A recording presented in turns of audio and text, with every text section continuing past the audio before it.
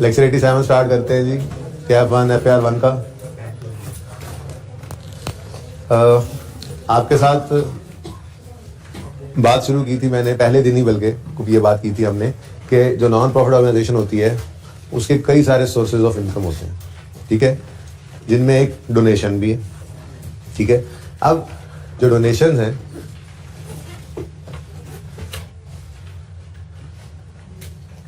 वो दो तरह के होते हैं। एक तो कहलाते हैं जनरल डोनेशंस,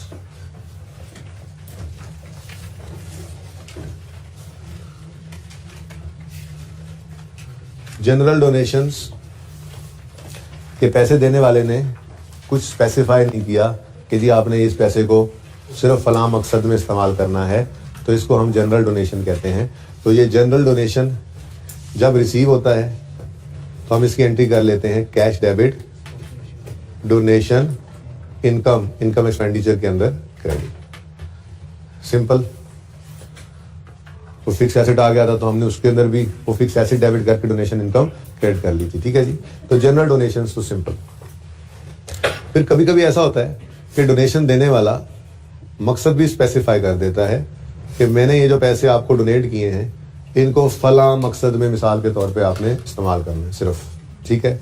अब जब वो मकसद स्पेसिफाई कर देता है तो फिर देखे ना, ये इनकम एक्सपेंडिचर के अंदर इनकम में पड़ने से वहां से होता हुआ सरप्लस से होता हुआ ये तो मतलब कुछ खर्च भी हो जाएगा और कुछ जनरल फंड के पूल में आके बैठ जाएगा अगर बच जाता है तो।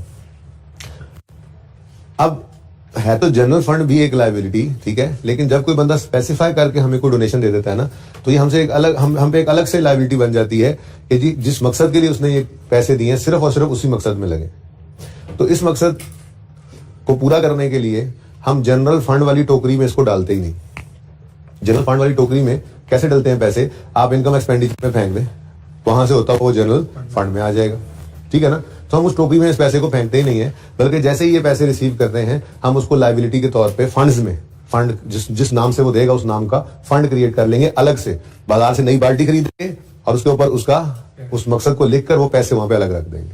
मिसाल के तौर पे एक बंदे ने हमें स्पेसिफिक डोनेशन दिया, ठीक है जी। डोनेशन किस लिए दिया जी? For specific expenditure, for specific expenditure. किताब के अंदर एग्जांपल्स मौजूद हैं, ठीक है, लेकिन मैं वैसे ही एक दो एग्जांपल्स बनाता हूं, ठीक है। मैं मिसाल ज़बानी बात करूं, ठीक है जी। मिसाल के तौर पे हम एक बंदे ने पैसे दिया आकर, हम एक हॉस्पिटल, नॉन प्रॉफिट ऑर्गेनाइजेशन हमारा एक हॉस्पिटल है, हम हॉस्पिटल चला रहे हैं और एक बंदा आया, उसने आकर हमें कहा कि जी आप ये 5 लाख रुपया पकड़ें और इस 5 लाख रुपए से आपने सिर्फ आंखों के मरीजों का इलाज करना, ठीक है। स्पेसिफाई कर दिया उसने कि जी मेरे ये पैसे सिर्फ और सिर्फ आंखों के मरीजों के इलाज पर खर्च होने चाहिए। अब at the time of receipt of donation हम एंट्री पास करेंगे कैश डेबिट और आई पेशेंट फंड या आई पेशेंट ट्रीटमेंट फंड क्रेडिट, ठीक है। आई ट्रीटमेंट कर लें, आई पेशेंट कर लें, जो आपका दिल करे, आई ट्रीटमेंट कर लेते हैं, आई ट्रीटमेंट फंड क्रेडिट। मिसाल मैंने फिगर ले ली है, ठीक है, 500 कर दो, 500 रुपया हमने आई ट्रीटमेंट फंड में क्रेडिट कर दिया। ये फंड नजर आएगा जनरल फंड के नीचे अलग से, जैसे बिल्डिंग फंड आया था, जैसे लाइफ मेंबरशिप फंड आया था, वैसे ही ये आई ट्रीटमेंट फंड आ जाएगा, ठीक हो गया। अब हमने मिसाल के तौर पे एक मरीज की आंखों का ऑपरेशन करने के ऊपर 1 लाख रुपया लगता है, ठीक है, और हमने मिसाल के तौर पे इस पहले साल के अंदर 2 आंखों के मरीजों का इलाज कर दिया, ठीक है। तो at the time of expense, जब हमने वो एक्सपेंस किया, जिस वक्त भी किया, ठीक है, हम उस वक्त कैश तो हमारे जो ये कैश हमने बाल्टी के अंदर रखा है अलग से करके, ठीक है, जब ट्रीटमेंट करेंगे तो ये 1 लाख रुपया खर्च होगा या नहीं होगा, ठीक है। अगर हमने मिसाल के तौर पे 2 मरीजों का इलाज कर दिया, ठीक है, तो वो 2 मरीजों का इलाज करने पर हमारे 200 रुपए लग जाएंगे। वो 200 रुपए हम आई ट्रीटमेंट फंड से डेबिट करेंगे, वो जो लायबिलिटी थी हमारी थोड़ी सी कम हो गई ना, ठीक है जी, और कैश क्रेडिट हो जाएगा 200 से। इसका मतलब ये हुआ कि जब कोई स्पेसिफिक फंड क्रिएट होगा तो ना तो इनकम एक्सपेंडिचर में वो इनकम बनेगा, ना ही उसका एक्सपेंस इनकम एक्सपेंडिचर के अंदर एक्सपेंसेस में नजर आएगा। देख लें आप, एक्सपेंस डेबिट नहीं किया, लायबिलिटी डेबिट कर दी। कोई बात समझ रहे हैं? अब मिसाल के तौर पे मैं एक्सट्रैक्ट बनाऊं तो इनकम एक्सपेंडिचर के एक्सट्रैक्ट्स के अंदर इनकम में भी कुछ नहीं आएगा और एक्सपेंसेस में भी कुछ नहीं आएगा। ठीक है, बैलेंस शीट की अगर बात करें तो बैलेंस शीट के अंदर फंड्स एंड लायबिलिटीज में, फंड्स के अंदर आपको पता है ओपनिंग जनरल फंड आ रहा होता है, प्लस सरप्लस, डेफिसिट आ जाए तो माइनस कर देंगे, is equal to closing general fund होता है।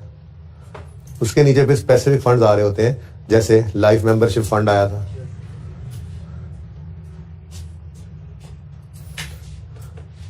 वैसी तरह में लाइफ मेंबरशिप फंड। ऐसे ही एक नई चीज आ गई, ये जी है आई ट्रीटमेंट फंड, आई पेशेंट फंड या आई ट्रीटमेंट फंड। अच्छा, अब ये अगर आप गौर करें तो इसकी एंट्रीज क्या हो रही हैं? जिस दिन कैश आता है तो हम यहां पर एंट्री कर देते हैं कैश डेबिट करके आई ट्रीटमेंट फंड क्रेडिट, और जब हम वो स्पेसिफिक एक्सपेंस करते हैं तो हम उसकी एंट्री करते हैं आई ट्रीटमेंट फंड की लायबिलिटी से पड़ा है ना, डेबिट और कैश क्रेडिट। तो हमारी बैलेंस शीट के अंदर ये क्लोजिंग 300 के ऊपर हमारे पे लायबिलिटी नजर आती रहेगी कि अभी भी हमने 3 मरीजों का इलाज करना है, इस पैसे से 2 का कर चुके। बात समझ आई? तो इसका आना भी इनकम में नहीं गया और इसका खर्च होना भी एक्सपेंस के अंदर शो नहीं। मुश्किल या आसान? ऐसे ही फॉर स्पेसिफिक एक्सपेंडिचर की बजाय for construction of fix asset भी हो सकता है, कंस्ट्रक्शन या एक्विजिशन ऑफ फिक्स एसेट। ठीक है जी, इसकी थोड़ी सी बात हमने देख ली थी। ठीक है, इतनी क्वाइक अपने की हुई है कि at the time of receipt, मैं अज्यूम करता हूं कि बिल्डिंग के लिए हमें वही एग्जांपल कंटिन्यू करता हूं, बिल्डिंग बनाने के लिए हमें ये फंड रिसीव हुआ था। ठीक है, तो जिस वक्त ये पैसे रिसीव हुए, डोनेशन रिसीव हुआ, उस वक्त हम इसकी एंट्री पास कर लेंगे। उस वक्त इसकी एंट्री क्या पास करेंगे? बोले कैश डेबिट और बिल्डिंग फंड क्रेडिट। मिसाल के तौर पे 10 लाख रुपए हमें एक बंदा दे गया। ठीक है जी, कि आपने मरीजों के लिए एक फलां मरीजों के लिए एक फलां वार्ड बनाना है, आईसीयू एक बना दें 10 लाख रुपए से, पता नहीं बनता तो नहीं है, खैर बना दे, एक वार्ड बना दे जी आप। ठीक है, अब हमने वो लायबिलिटी क्रिएट कर ली अपनी किताबों के अंदर। ठीक है, अब जिस वक्त हम खर्चा करेंगे उस बिल्डिंग के ऊपर बनाने पर, तो ये जरा टेक्निकल हो जाता है, थोड़ा सा जरा गौर से देखिएगा। तो जिस वक्त ये बात अभी तक आई के अपने नहीं की हुई, ठीक है ना, जिस वक्त हम इस बिल्डिंग को बनाना शुरू करेंगे, मिसाल के तौर पे पहले साल के एंड पे हम बिल्डिंग के ऊपर 10 लाख जो उसने दिया था उसमें से हम 3 लाख रुपए खर्च कर लेते हैं, तो इतनी बिल्डिंग तो हमारी बन गई ना, जिसको कैपिटल वर्क इन प्रोग्रेस कहते थे। तो हम बिल्डिंग CWIP को डेबिट कर गए कितने से? 300 रुपए से, और कैश को क्रेडिट कर देंगे 300 से। मसला क्या है? यहां पे बिल्डिंग फंड को डेबिट करें तो बिल्डिंग डेबिट नहीं होती, बिल्डिंग को डेबिट करें तो बिल्डिंग फंड डेबिट नहीं होता। वही ठीक है ना? तो बहरहाल एंट्री ऐसे ही है। अब अगर इनकम एक्सपेंडिचर की बात करें तो अगेन ये स्पेसिफिक फंड है, ना तो ये इनकम में नजर आया आपको, ना ही एक्सपेंस में नजर आया। ठीक है, और बैलेंस शीट की अगर बात करें तो फंड्स में जहां पर ओपनिंग जनरल फंड आ रहा था,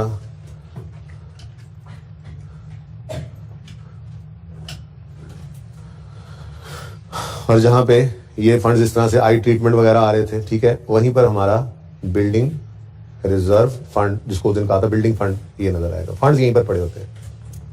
अब ये फंड 1000 रुपए से क्रेडिट हो गया, कैश डेबिट फंड क्रेडिट। ठीक है जी, और आगे जाकर नॉन करंट एसेट्स के अंदर हमारे पास एक बिल्डिंग जो है वो कुछ बन चुकी है, CWIP, ये 300 रुपए। इससे ज्यादा किताबों के अंदर डिस्कशन इसके ऊपर है ही नहीं। मजीद इसके ऊपर डिस्कशन मैं कल कर लूंगा, फिलहाल इतना ही हजम करना है। ठीक है, ओके, मैं बताता हूं अभी जो बात मैं कहना चाह रहा हूं, जरा 1 मिनट रुक जाए। जहन के अंदर अब क्या आता है कि यार इस बिल्डिंग रिजर्व फंड का क्या करें, बिल्डिंग फंड का क्या करें, क्या ये इस तरह लाइबिलिटी में नजर आता रहेगा?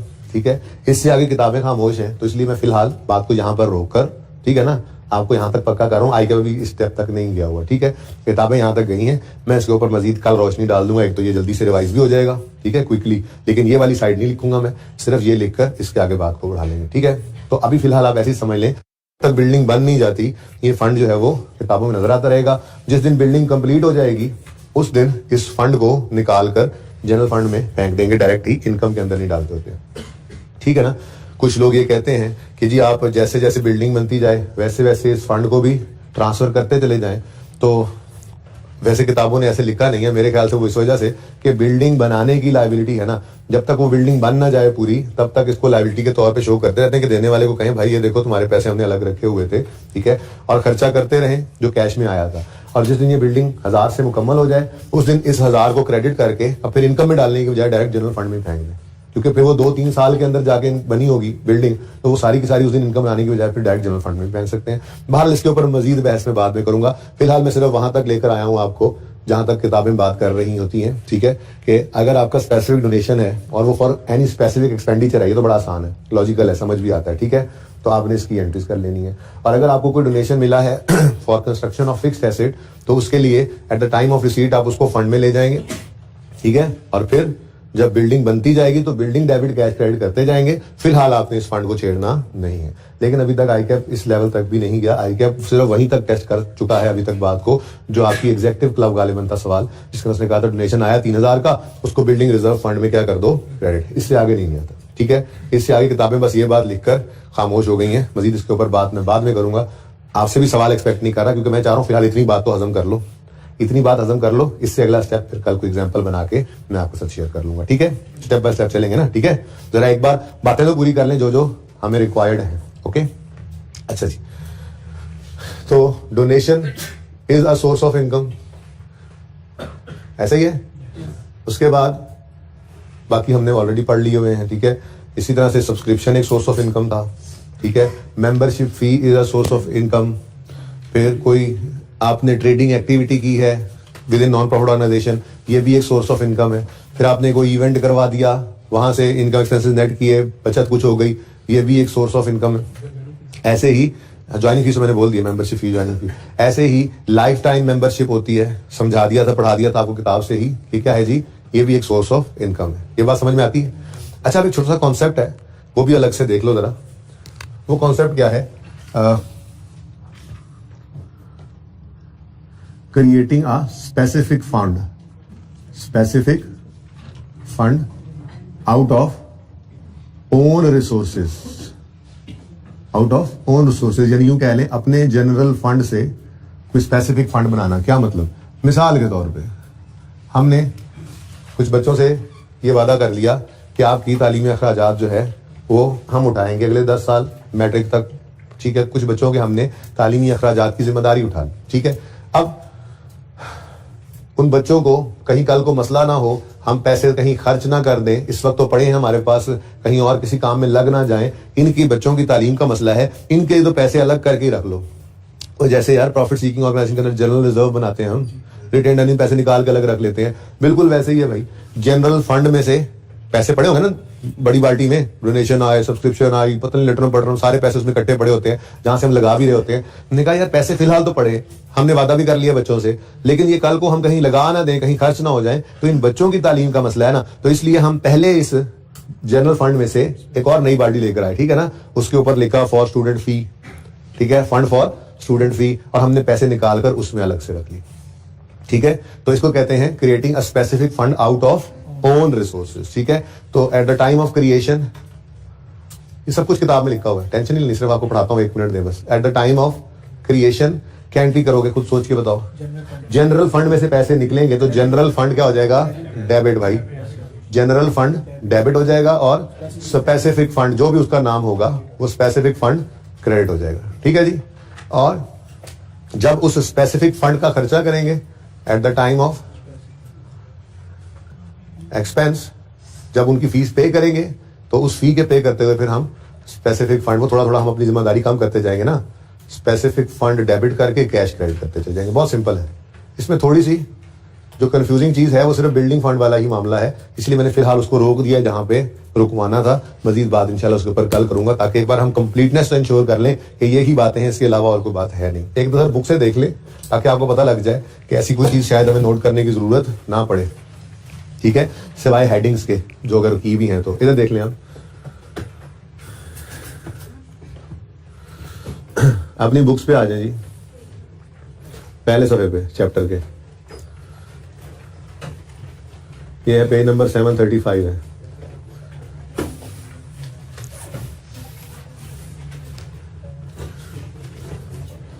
देखते हैं आज वाले सवाल में क्या करते हो आप। पूरी फाइट करना, सवाल से परेशान नहीं होना कोई ऐसे ही आए बाएं शाएं चीज देख के, ठीक है ना। जिस तरतीब से सवाल सिखाया हुआ है ना करना, उस तरतीब से शुरू कर देना है, फॉर्मेट बनाना है। अगर ओपनिंग क्लोजिंग मिल जाए तो लेजर बना लेने हैं, जिनके ना मिले वो लेजर एडजस्टमेंट से बन जाएंगे। कोशिश करनी है, पूरी फाइट करनी है, ठीक है ना। कैश फ्लो का सवाल मुझे लगता है आप बड़ी आसानी से कर लेंगे, और IAS 8 वाला सवाल भी मेरा नहीं ख्याल कोई आपको मुश्किल करेगा, उनमें आप तगड़े हो गए ना असल में। लेकिन इनकम एक्सपेंडिचर का पहला टेस्ट है ना, तो इसके अंदर तो अभी रूम था मेरे पास, ठीक है। तो बहरहाल मैं तो ये चाहूंगा कि इनकम एक्सपेंडिचर पे भी पूरी फाइट हो।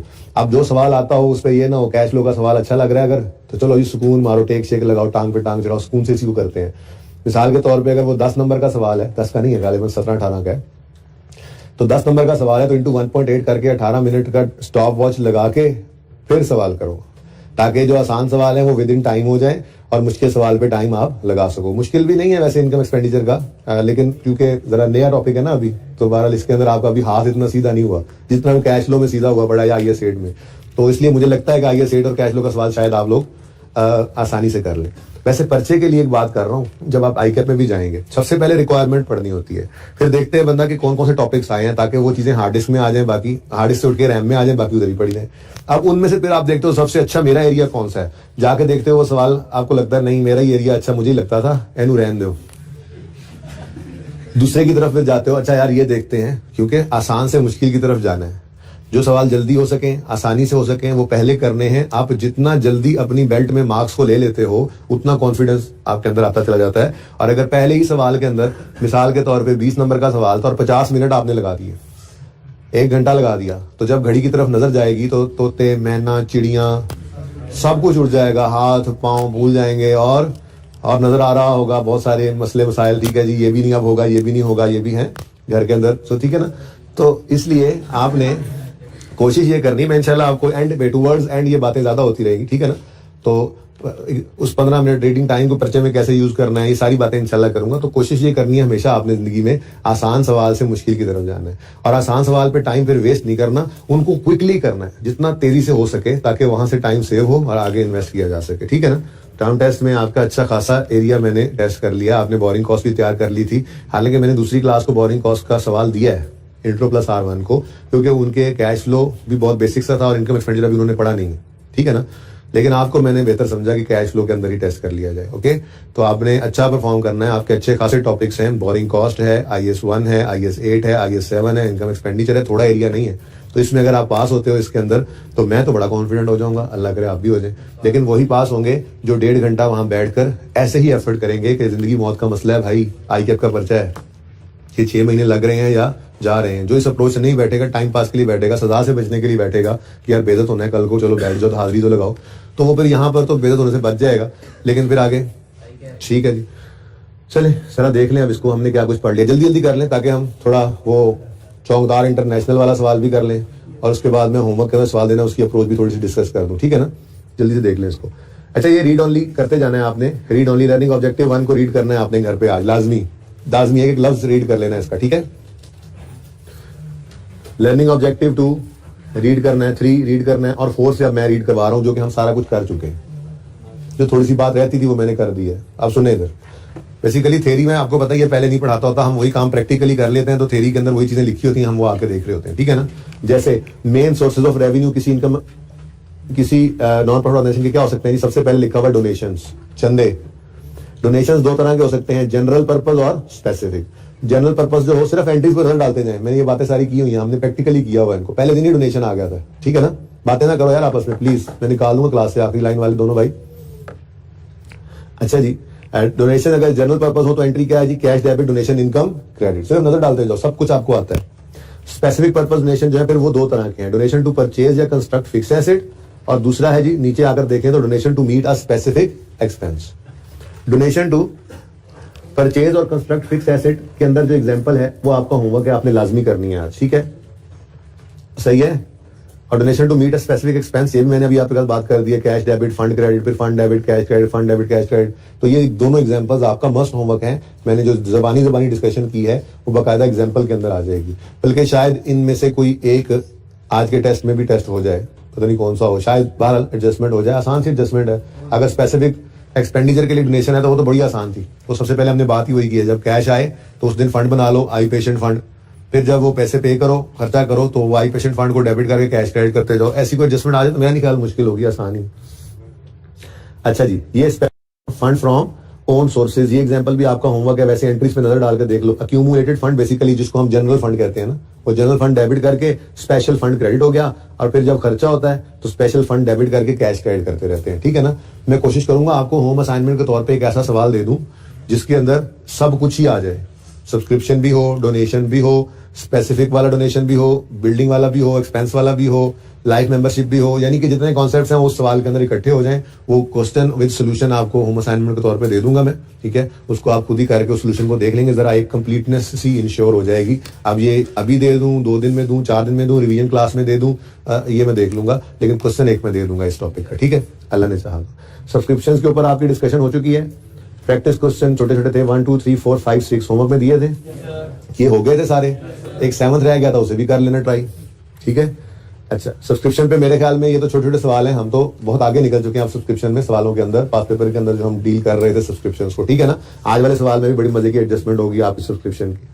उसके बाद अदर सोर्सेज ऑफ रेवेन्यू में क्या है जी, एंट्रेंस फी, जिसको आप मेंबरशिप फी कहते हैं, कभी ज्वाइनिंग फी कहते हैं, ये भी क्या है, सोर्स ऑफ इनकम है। फिर लेगेसी, पहले दिन आया था, विरासत, कोई बंदा मर गया, उसने वसीयत की हुई थी कि ये मेरे पैसे, मेरी जो है विरासत में से इतना इस क्लब को आप जो है वो दे दीजिएगा, तो वो भी इनकम है। प्रॉफिट फ्रॉम ट्रेडिंग एक्टिविटी, तो ये सारी बातें हम ऑलरेडी प्रैक्टिकली कर चुके हैं, ठीक है ना जी। किसको बेटा, जनरल फंड की बजाय आप इनकम में फेंक दें, मैं तो ऐसे ही कहता होता हूँ, बस इनकम में फेंके और वहीं से वो जनरल फंड में आ ही जाना है, तो जरा ज्यादा चीजें बखेरे ना, इसलिए मैंने लेगेसी को इनकम के अंदर ही फेंक दिया था, वहां से जनरल फंड में आ ही जाना है ना। क्योंकि अब एक चीज जनरल फंड में डायरेक्ट फेंके, एक चीज उधर रखें, ये कंफ्यूज करने की बजाय थोड़ा सिंपल रख लिया था। हम सिर्फ स्पेसिफिक फंड्स को अलग रखते हैं, बाकी चीजों को इनकम एक्सपेंडिचर से रूट करा देते हैं। जैसे लाइफ मेंबरशिप फंड है, अलग बना लो, बिल्डिंग फंड है, अलग कर दो, आई पेशेंट फंड है, अलग कर दो, स्पेसिफिक फंड है, स्टूडेंट फीस फंड जैसे भी बनाया, अलग कर लो। बस ये 3-4 फंड्स हैं, अलग कर लो। बाकी जो है वो आप इनकम, डोनेशन है जनरल वाला, चाहे लेगेसी इनकम है, इनकम में फेंक दो, वहां से जनरल फंड में आ ही जाना है। थोड़ा सिंपल रखा हुआ है बातों को, ठीक है ना। तो जितना मैंने कहा है वैसे कर लें, ठीक है, ब्रैकेट में लिख लें, स्लैश डाल के लिख लें इनकम, ठीक है ना, ताकि आपको लगे कि हम भी सही कर रहे थे। अच्छा जी, सर्विस एक्टिविटीज भी, जैसे ट्रेडिंग एक्टिविटी हो सकती है नॉन प्रॉफिट ऑर्गेनाइजेशन में, ऐसे ही सर्विस एक्टिविटीज भी हो सकती हैं। जैसे हॉस्पिटल हो नॉन प्रॉफिट ऑर्गेनाइजेशन, लेकिन वहां पे ओपीडी होता है ना, आउट पेशेंट डे, ठीक है, उसके चार्जेस लेते हो, एक्सरे के चार्जेस लेते हो, जिन लोगों से पैसे ले सकते हैं उनसे पैसे लेकर वो हॉस्पिटल में यूज कर रहे होते हैं। तो जस्ट एक रीडिंग देनी है इन चीजों को आपने, ठीक है। इंटरेस्ट और gain on disposal of investment, या वैसे सिंपल सी बात है, कोई इन्वेस्टमेंट कर रखी है, उनको बेच दिया तो गेन आ गया। जैसे यार फिक्स एसेट को बेचा तो गेन आ गया, तो इनकम एक्सपेंडिचर के अंदर ही जाता है ना, इनकम के अंदर वो गेन हो तो, ठीक है। लेकिन ये पढ़ना जरूर है। आज टेस्ट के बाद अगला टेस्ट आपका यही होगा कि ये चैप्टर छोटा सा चैप्टर है, आगे जो अगली बातें हो तो मैं वैसे ही पेंडिंग कर रहा हूँ आपके साथ, अभी बताता हूँ, ठीक है ना। जो आई के अपने नॉन प्रॉफिट ऑर्गेनाइजेशन के स्टैंडर्ड डाले हैं ना, वो मैं देखूंगा कि कितना को पढ़ना चाहिए, पढ़ना जरूरी कितना है, वो मैं आपके साथ शेयर कर लूंगा। मे बी रिवीजन क्लास के अंदर ही उसको डिस्कस कर लेंगे। इसको इससे आगे नहीं पढ़ना जहां पे मैं रोकूंगा आपको, ठीक है ना। लाइफ मेंबरशिप आपको समझा दी थी, इनफैक्ट यहीं से एग्जांपल्स भी की थी हमने, बोलो।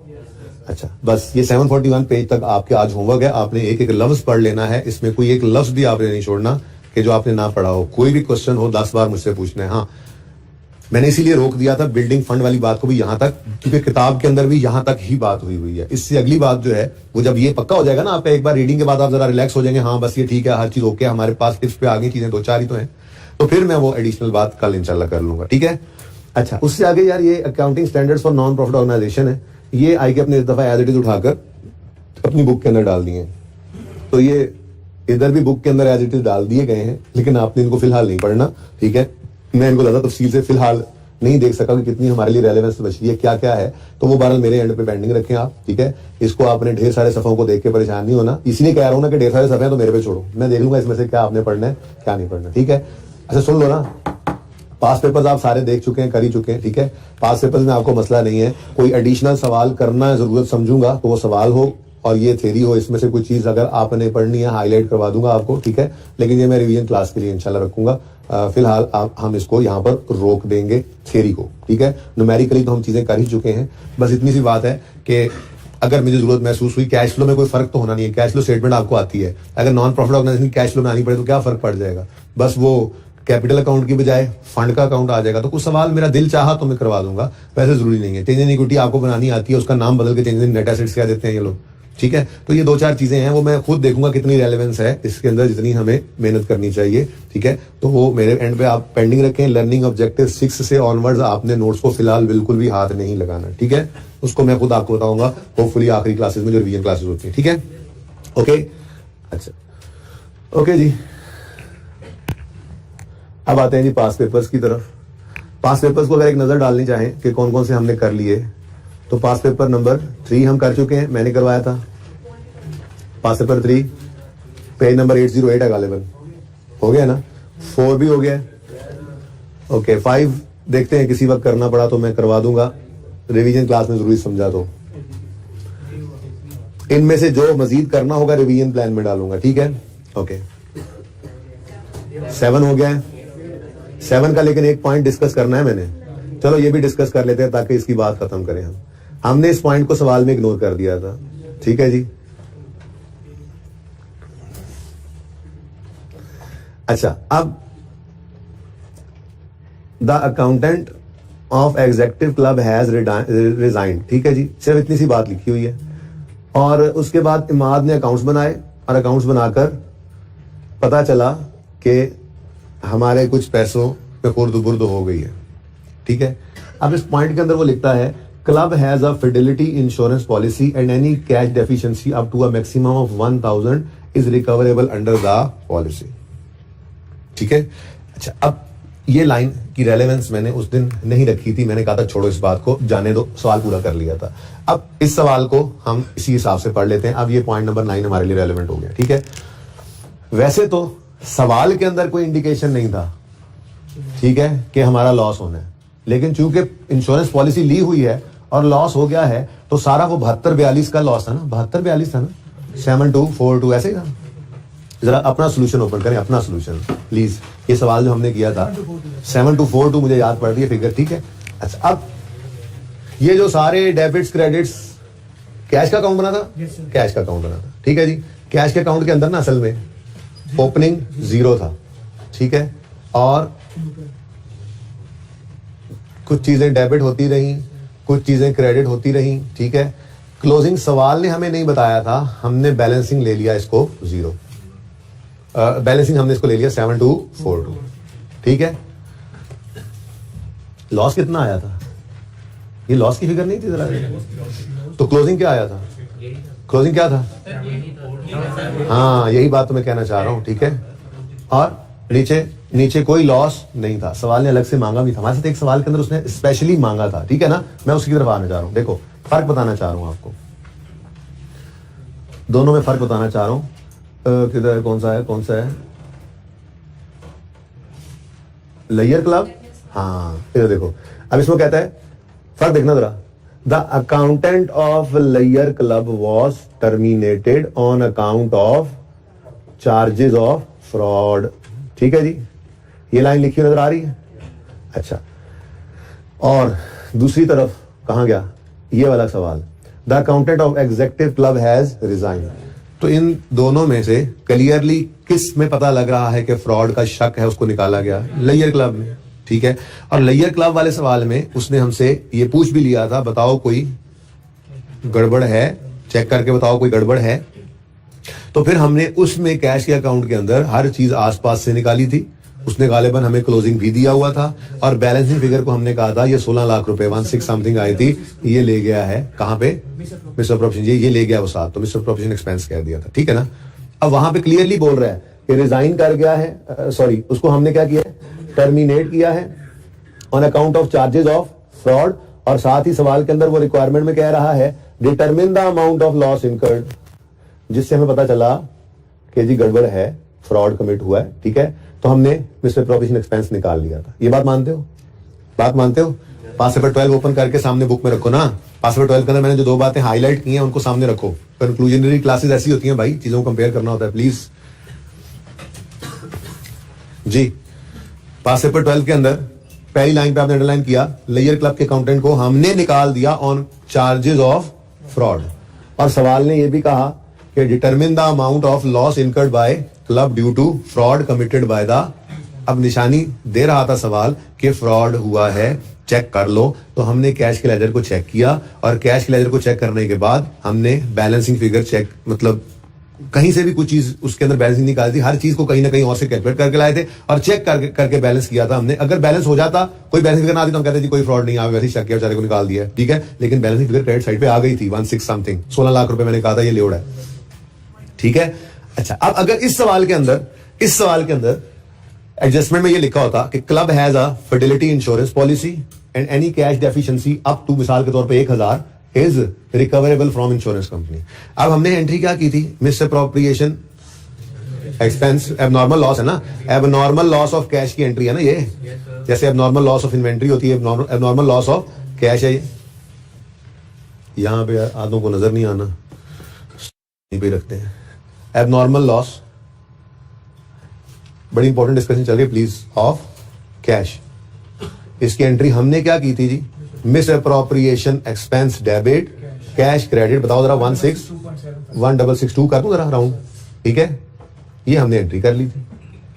अब अगर इस सवाल के अंदर एडजस्टमेंट दी होती, club has a fidelity insurance policy and any cash deficiency up to 1000 is recoverable from insurance company, तो हम कहते लो भाई फ्रॉड भी हुआ, 16 लाख वो ले भी गया, और ये सारे का सारा हमारा एक्सपेंस नहीं है, बल्कि इंश्योरेंस वाले या तो दे देते हैं या वादा कर लेते हैं, ठीक है ना। हम फिलहाल वादा तो लिख ही लेंगे ना, इंश्योरेंस क्लेम रिसीवेबल 1000 से डेबिट हो गया, ठीक है, और इधर 662 जो है वो हमारा लॉस हो गया, ठीक है ना। यही करते ना, लेकिन ऐसी कोई लाइन लिखी नहीं हुई थी कि क्लब के पास कोई इंश्योरेंस पॉलिसी है, तो बात समझे हो। इसलिए कुछ भी कहीं से नहीं आया था और सारे का सारा हमारा क्या हो गया था? लॉस। ये बात समझ आती है? ये क्लियर है? यानी कि लेयर क्लब वाले सवाल में अगर वो लिख देता कि इंश्योरेंस पॉलिसी है और इंश्योरेंस वाले कहते हैं कि 10 लाख तक अगर कैश आपका जाएगा तो 10 लाख तक हम दे देंगे उसको, इतना कवर दे दिया उन्होंने, ठीक है। अगर ऐसी लाइन लिखी होती तो एंट्री कैसी होती? जो लाइन के नीचे छुप गई है और 1 नहीं था उसके अंदर, ठीक है ना। और जैसे करते हैं ये समझ आती है एंट्री, ये समझ आती है? कोई ऐसा बच्चा जिसको समझ आ रही है अभी पूछ लें, क्योंकि फिर आगे मैंने इसी से बात आगे बढ़ानी है। ये क्लियर है सबको? लेकिन ऐसा कुछ हुआ नहीं, 1000 रुपया कहीं से नहीं आया, सवाल पूरे में कहीं नहीं लिखा हुआ था कि कोई इंश्योरेंस पॉलिसी है हमारे पास जिसमें कैश की कवरेज हमें मिलती हो। कैश कवर नहीं मिल रहा था तो हमने सारे का सारा कहां फेंक दिया था? एक्सपेंस में। यहां तक को मसला। अच्छा, अब आते हैं अपने सवाल की तरफ जी। किधर गया? कौन सा सवाल है? 7 आ गया। अच्छा, अब इस सवाल के अंदर कोई इंडिकेशन है सवाल के टॉप पे देखो कि अकाउंटेंट ऑफ एग्जीक्यूटिव क्लब को हमने फ्रॉड की वजह से निकाला है? नहीं। क्या रिक्वायरमेंट में ऐसी कोई बात है कि वो फ्रॉड कमिट हुआ अलग से निकाल के दे दो? अच्छा, अब इसीलिए हमने ये सारे ओपनिंग्स, सारे ओपनिंग्स, सारे डेबिट, सारे क्रेडिट्स लिखकर इसको लिखा था क्लोजिंग बैलेंस शीट के अंदर। लेकिन आईकेएम ने पता है क्या किया हुआ है अपने सोल्यूशन में? आईकेएम ने सिर्फ इस लाइन को बेस बनाया और इस लाइन को बेस बनाकर ये कहा कि जी देखें, कैश चूंकि सवाल में गिवन नहीं है तो इसलिए ये 0 है और ये 7242 मिसअप्रोप्रिएशन एक्सपेंस है। यानी इसने कैश को क्या अज्यूम किया जी? 0, और ये बैलेंसिंग निकाल लिया मिसअप्रोप्रिएशन एक्सपेंस, ठीक है। और इसकी एंट्री फिर क्या की आईकेएम ने? इसकी एंट्री की जी misappropriation expense debit, insurance claim receivable debit और कैश। कैश 7242 से क्रेडिट हो गया, इंश्योरेंस वालों से 1000 आएगा, 6242 एक्सपेंस चला गया balancing profit income and expenditure. तो मेरा इसके साथ इख्तलाफ है, ठीक है। मेरा इख्तलाफ इस बात पे सोल्यूशन से कि भाई कहीं पर ये नहीं लिखा हुआ कि जी फ्रॉड उसने किया है, ठीक है। क्लियरली कहीं पे ये लिखा नहीं हुआ। सिर्फ इंश्योरेंस पॉलिसी का होना ये काफी है कि जी फ्रॉड हुआ होगा। यार इंश्योरेंस पॉलिसी तो हमने ले ही रखी होती है। इंश्योरेंस पॉलिसी के होने का मतलब ये थोड़ी है कि फ्रॉड भी हुआ होगा। कोई कहीं पे इंडिकेशन तो हो। मैं कैसे अज्यूम कर लूं कैश को 0 है? मैं यही कहूंगा ये कैश हमारे पास पड़ा होगा। ठीक है ना। तो मैंने आपको ये सोल्यूशन करवाया था, 7242 क्लोजिंग लिखवाया था, वो कैश में ले गए थे। लेकिन अब अगर आप आईके का सोल्यूशन देखेंगे जो बुक के अंदर मौजूद है, उसके अंदर अब जाकर देखें कैश के अंदर कई नंबर बताना जरा सोल्यूशन का। मैंने कहा था ना ये डिस्कस करेंगे जरा पक्का। असल में ये बात उस दिन ओपन करता ना तो जो अच्छा वाला टॉपिक चल रहा होता है वो भी समझ नहीं आता। टॉपिक कंक्लूड हो गया ना, ऐसी बातें कर लेते हैं। ठीक, पेज नंबर बताओ। 831 पे कैश का अकाउंट देखो कहीं पे, मैं ओपन करूं या देख लोगे? कैश के अकाउंट के अंदर ठहर जाओ यार, ठहर जाओ, मुझे ओपन करने दो जरा। मैं 2-4 चीजें और भी दिखा दूंगा ना, अगर ओपन हो गया तो। हो रहा है, कह रहा है मैं हो जाता हूं ओपन, आप जरा अपना काम कर लें तब तक। अच्छा, तब तक आप बुक्स पे देखें कि क्लोजिंग जीरो ज्यूम करके इसको मिसअप्रोप्रिएशन कह दिया गया। अब इसके असरात कैसे कैसे हैं, इनकम एक्सपेंडिचर के अंदर जाकर देखें आप। पेज नंबर 80829 ये जी।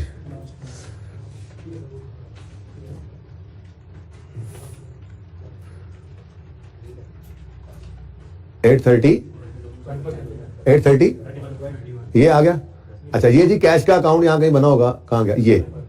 अब कैश के अकाउंट के अंदर उन्होंने कैरी डाउन क्या कर दिया जी? कैरी डाउन 0 कर दिया उन्होंने, ये देखें। ठीक है, और सारे का सारा कहां फेंक दिया जी? मिस अप्रोप्रिएशन एक्सपेंस में। तो फर्क सिर्फ यही पड़ा, उन्होंने ये एंट्री कर दी। बैलेंस शीट के अंदर कोई फर्क नहीं पड़ता। उसकी वजह पता क्या है? उसकी वजह यह है कि मैंने एक चीज एसेट्स में बैलेंस शीट के अंदर शो कर दी 7242 की, उन्होंने वो एसेट 0 कर दिया।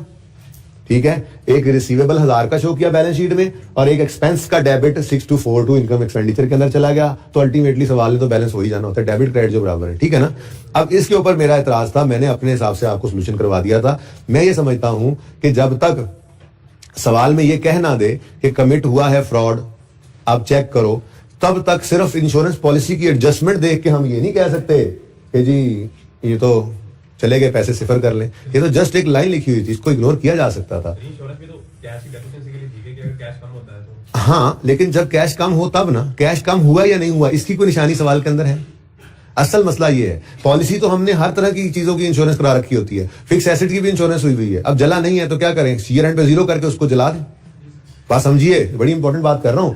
इंश्योरेंस सिर्फ ये मेरा थोड़ा सा उसूली इख्तिलाफ है इससे कि इंश्योरेंस पॉलिसी का लिखा होना सिर्फ ये काफी नहीं है कि हम खुद से कैश को 0 ज्यूम कर लें। तो मैंने इसीलिए कहा था ये हमारे पास कैश पड़ा है, सब कुछ कैलकुलेट करने के बाद इसको 0 नहीं किया था। आंसर पे फर्क नहीं पड़ा, हुआ जब बता दिया, ठीक है ना।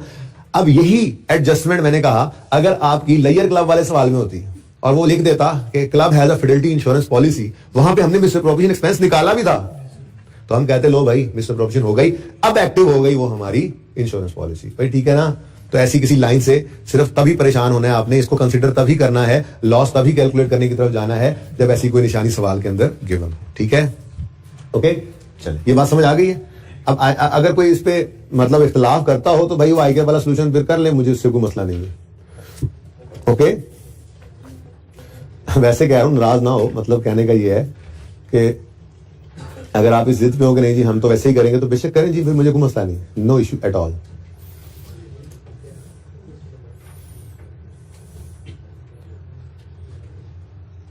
शायद इससे मिलती जुलती कोई एडजस्टमेंट मैं आज टेस्ट के अंदर भी डाल चुका हूं, इसलिए मैंने डिस्कशन की हो।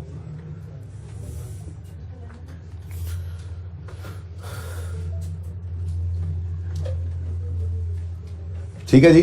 अब भाई ये सही है, अकाउंटेंट रिजाइन कर गया, एक छोटा सा शक तो है, लेकिन खामखा इस तरफ ले जाएं इसका मतलब समझ नहीं आता। हाँ, यही लिख दे अगर कि अकाउंटेंट को टर्मिनेट किया है, ऑन चार्जेस ऑफ फ्रॉड किया है, तो फिर आप कैश की अकाउंट को चेक करें, हर चीज सज्जों खब्यों लेकर आएं और बैलेंस करके चेक करें। अगर कोई मिसअप्रोप्रिएशन एक्सपेंस निकले तो उसको एक्सपेंस में ले जाएं, और अगर कोई फिडेलिटी पॉलिसी इंश्योरेंस पॉलिसी की लाइन आ रही हो तो फिर आप ये वाली एंट्री भी करें। कंक्लूडेड ये बात। सिर्फ रिजाइन करना ये काफी नहीं है, आप कोई ना कोई निशानी तो सवाल देना। ठीक है, रिजाइन तो बंदा वैसे भी कर जाता है, आप जो रिजाइन करे उस पर इल्जाम लगा दो, कैश लेगा यार, नहीं, कोई ना कोई निशानी दो भाई, सवाल को कोई ना कोई निशानी दो। हम कहता है जी हमने उसको फ्रॉड के ऊपर, फ्रॉड कमिट करने के ऊपर निकाल दिया है। अब हमें शक पड़ गया कि फ्रॉड शायद उसने किया है, जिसने फ्रॉड की वजह से निकाला है इन्होंने, तो फिर हम चेक करेंगे। अब कैश को हर तरफ से लेकर आएंगे फिगर्स को, इवन क्लोजिंग भी हमें मिलेगा सवाल के अंदर, तो बैलेंस करके देखेंगे। अगर बैलेंसिंग फिगर क्रेडिट साइड पे गिरेगी उसे एक्सपेंस कहेंगे, अगर कोई इंश्योरेंस पॉलिसी नहीं है तो सारा एक्सपेंस, अगर इंश्योरेंस पॉलिसी कवर है तो फिर रिसीवेबल रिकॉर्ड करके बकाया एक्सपेंस में फेंक देंगे। क्लियर है ये बात? चलो अच्छा जी, आ जाए आप जरा खैर से पास पेपर 14 पे। हाँ भाई, इसका क्या बना?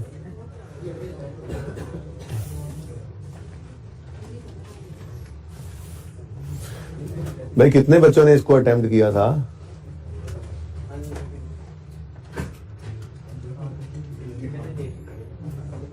सवाल मुश्किल नहीं था वैसे।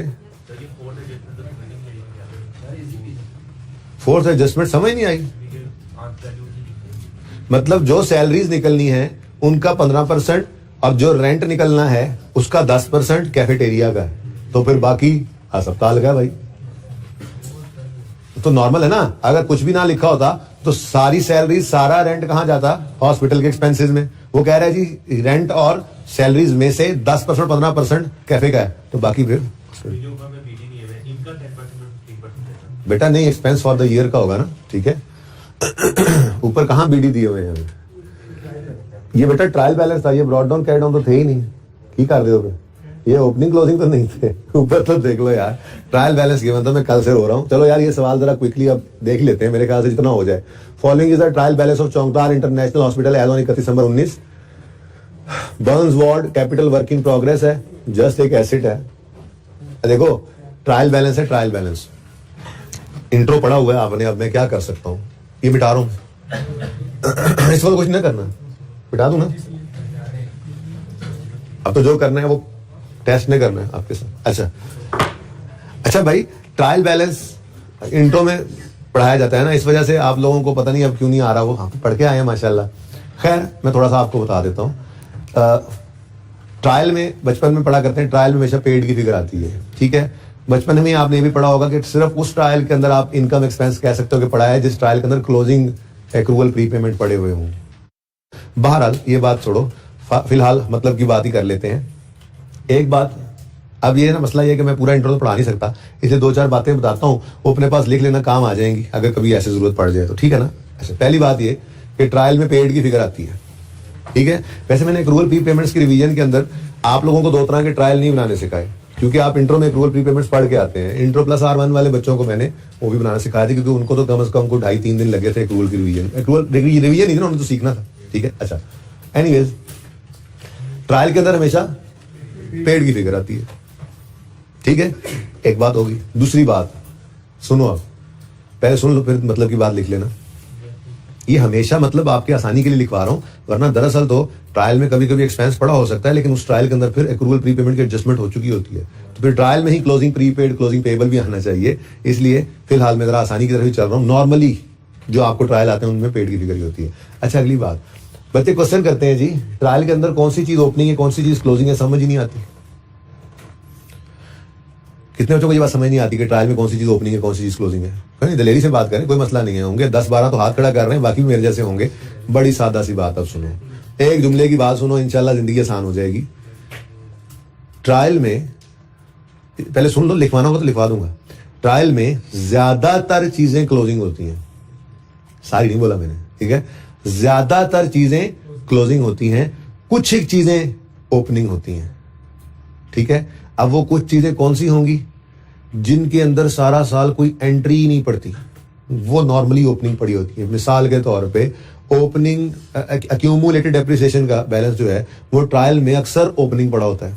क्यों? क्योंकि डेप्रिसिएशन की एंट्री तो हर रोज हर घंटे हर हफ्ते हर महीने नहीं हो रही होती। साल का एंड आता है, डेप्शन एक्सपेंस कैलकुलेट करते हैं, एंट्री पास करते हैं, डेप्शन expense debit, accumulated depreciation credit, तो फिर ओपनिंग क्लोजिंग में कन्वर्ट होता है। प्रोविजन फॉर डाउटफुल डेट, सारा साल इसके अंदर कोई एंट्री नहीं होती। क्यों? क्योंकि हम तो साल के एंड पे क्लोजिंग डेटर्स को पकड़ते हैं, क्लोजिंग डेटर्स पे प्रोविजन का रेट लगा के उससे प्रोविजन का क्लोजिंग बनाते हैं और फिर बैलेंसिंग फिगर निकाल के लेकर जाते हैं प्रॉफिट एंड लॉस में। तो प्रोविजन फॉर डाउटफुल डेट का अकाउंट भी एक ऐसा अकाउंट है जिसमें सारा साल कोई एंट्री नहीं पड़ती, साल के एंड पे हम सिर्फ जो है वो उसकी कैलकुलेशन करके उसकी एंट्री कर रहे होते हैं। लेकिन अगर कोई यहां से उठे और कहे कि जी ट्रायल के अंदर डेटर का बैलेंस क्लोजिंग पड़ा है, सॉरी ओपनिंग पड़ा है, तो मैं उसे क्लास से निकाल दूंगा। क्या मतलब? डेटर का लेजर ऐसा हो सकता है कि इसमें सारा साल एंट्री ना पड़ी हो भाई। तो ज्यादातर अकाउंट्स ऐसे ही होते हैं, डेटर्स हैं, क्रेडिटर्स हैं, सेल्स हैं, परचेजेस हैं, एक्सपेंसेस हैं। ठीक है जी, उनके अंदर सारा साल क्या, हर रोज कई दफा एंट्रीज पड़ रही होती है। Debtor, debit, sale, credit, purchases, debit, credit, purchases के पैसे पे करने की बारी आए तो credit, debit, cash, credit, receive हो रहे हैं पैसे तो डेटर से तो bank debit, debtor credit, cash debit, debtor credit. तो ये debtor, creditor, cash, bank, income expenses, ये नॉर्मली ओपनिंग नहीं हो। वैसे तो इनकम एक्सपेंसेस का तो ओपनिंग होता ही नहीं है ना, वो तो गाली मुक्की ना साइड पे कर दो, फॉर द यही होते हैं। लड़ाई पड़ जाती है एसेट्स लायबिलिटीज की, ठीक है। तो एसेट्स लायबिलिटीज के अकाउंट्स में ज्यादातर अकाउंट्स जो हैं वो क्लोजिंग ही होते हैं। गलत तो हो सकते हैं, डेटर्स क्लोजिंग है, गलती है तो अनएडजस्टेड क्लोजिंग है, ओपनिंग कभी भी नहीं हो सकते।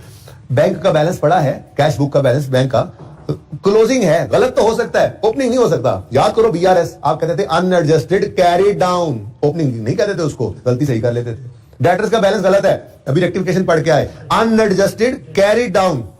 रेक्टिफिकेशन में रिवाइज किया हमने, फिक्स एसेट की रेक्टिफिकेशन को क्लोजिंग ही कहा हमने उसको, क्लोजिंग को क्लोजिंग ही कहना है, गलत है तो अनएड ब्रॉड डाउन नहीं कहते थे, अनएडजस्टेड कैरी डाउन। और ठीक है, तो इसलिए अपने पास लिख लो ये बात अब जुमले की शक्ल में कि ट्रायल में ज्यादातर चीजें क्लोजिंग होती हैं। ट्रायल में ज्यादातर चीजें क्लोजिंग होती हैं। ये अब इंट्रो सही से पढ़ के आना था ना, ये मुझे लिखवाना ही ना पड़ता। एनीवेज, कहता है आपसे पढ़ी है मतलब सही नहीं पढ़ाई होगी भाई, है ना, नस गए सी सारे यार जी। ट्रायल में ज्यादातर चीजें क्लोजिंग होती हैं, ठीक है ना। मसलन इसी तरह लिखते जाओ ना, मसलन डेटर्स, क्रेडिटर्स, कैश, बैंक वगैरह।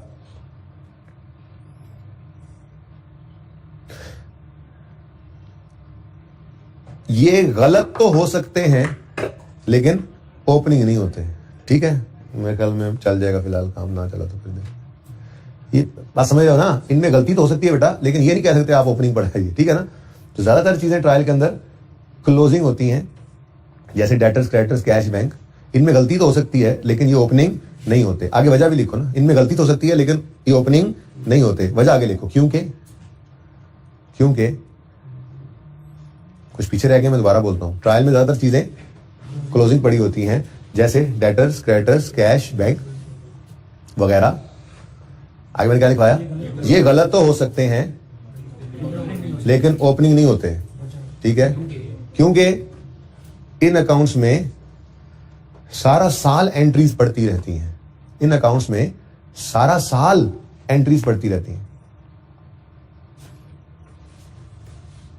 ठीक है। आप खुद सोचो ना, एक बिजनेस और ट्रेडिंग बिजनेस, तो उसमें डेटर्स का लेजर ट्रायल में ओपनिंग दे सकता है बैलेंस, फिर केड़ा बिजनेस भाई, बात समझ रहे हो ना। तो हर लम्हे बैंक का ओपनिंग पड़ा हो, कैश का, कैसे हो सकता है यार। बिजनेस पूरा साल चलता रहा है और बैंक का बैलेंस ओपनिंग पड़ा, कोई एंट्री नहीं हुई बैंक के लेजर में, यार कैसे हो सकता है। बात समझ रहे हो। वो इक्का दुक्का गलती तो हो सकती है, कोई चीज रिकॉर्ड करने से गलत रह गई या कोई गलत रिकॉर्ड कर दी तो गलती तो हो सकती है, लेकिन ये ओपनिंग नहीं पड़े होते नॉर्मली, ठीक है ना। तो आगे लिखो दूसरा पॉइंट, ट्रायल में कुछ एक चीजें ओपनिंग पड़ी होती हैं। ट्रायल में कुछ एक चीजें ओपनिंग हो सकती हैं। ट्रायल में कुछ एक चीजें ओपनिंग पड़ी हो सकती हैं। मसलन accumulated depreciation, provision for doubtful debt,